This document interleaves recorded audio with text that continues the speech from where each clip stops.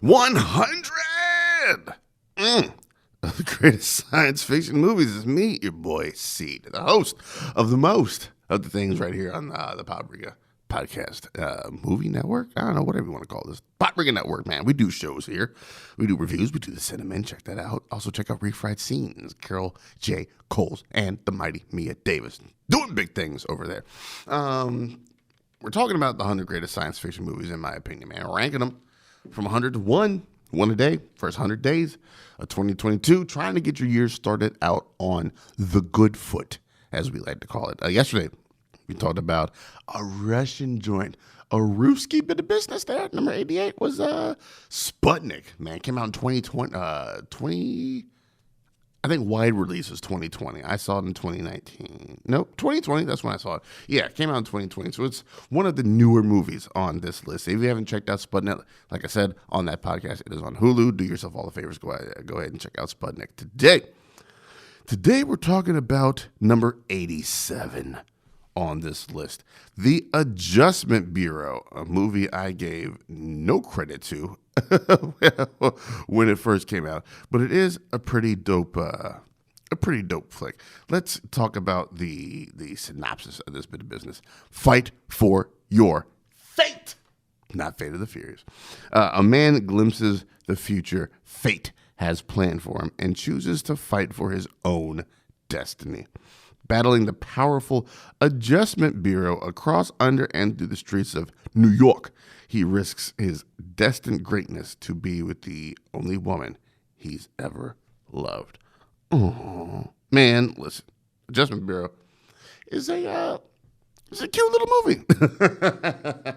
Cute little sci-fi romantic little bit of business here. This is a sneaky ass movie.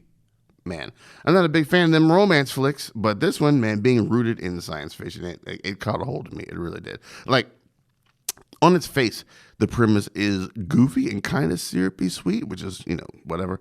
But in execution, I really dug this flick, man. I really dug this flick. The idea that love can prevail over all, even fate, is laughable at best, but the writer-director, George Nolfi, lays it out is just delightful and earnest, and you buy into it. I think it's stylish as all hell, with the suits and the fedoras, and this granting you access in the different areas through the fedoras, man. It's like a romance movie set in sci-fi trappings that kind of slipped by some people's radars. I've often said it a million times, the best sci-fi holds a mirror to the human conditions. And what condition is more human than the pursuit of love, right? John Slattery in there, Terrence Stamp in here, also great. Emily Blunt kills it. The direction, just as slick as the suits are. This movie deserves more love, I think. This movie deserves more love. I think Matt Damon, Emily Blunt, and Anthony Mackie being your top three people here, they are wonderful in this flick. It kind of gives us a little bit more of the acting chops from Mackie. Cut the check. Damon's doing Damon. We know Blunt is solid. So it's just nice to see everyone show up with their A game and play in this world. And that third act, man, that rushing through New York, just trying to get away from the Adjustment Bureau with Damon and Blunt just running all over the place and just in and out of all these different weird doors and weird parts of New York we hadn't seen before.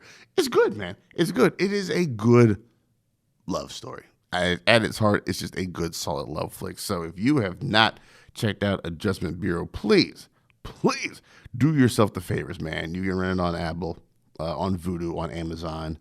It's all over there. Google Play, you can rent it over there too. So check this joint out if you. It's only 106 minutes. That's it. 106 minutes. You've wasted more time scrolling through Twitter. So go ahead, if you have not, for the love of science fiction, go ahead and check out The Adjustment Bureau, number 87 on our list today. And we'll be back in 24 of the hours to talk more science fiction. Until then, you all take it easy and have a good one.